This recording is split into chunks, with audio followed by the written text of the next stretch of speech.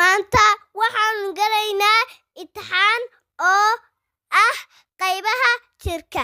Afkiis waxa lagu yiraahaa parts of body.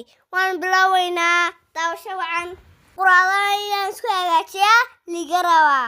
Iminkana waxa la weydiiyay stomach.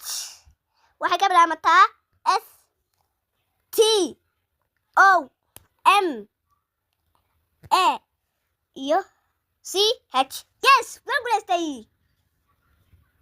Waxa la weydiiyay toos baa la weydiiyay. Toos iliga. T O O T H. Yes, waan guulaystay. Yes. Waxa lagu yiri head.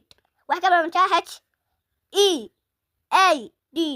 Head. Yes. Waan guulaystay. Lip LVDA. L watan.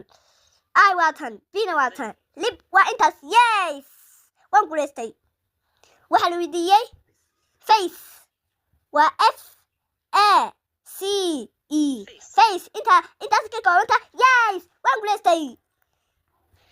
Waxa la weydiiyay shafka. Waa chest. C ba ka bilaabmataa. H E S T. Intaas ka bilaabmataa chest. Yes.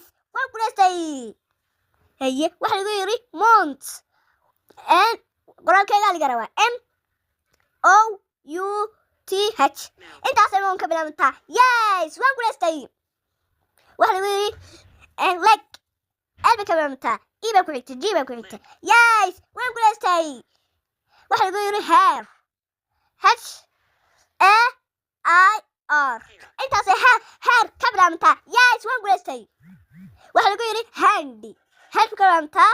A ba ku xigta. N ba ku xigta. D ba ku xigta. Yes, waan guulaystay. handy intaas ka goobtay. waan guulaystayna. haye elbow ay lagu yiri waa suxulka.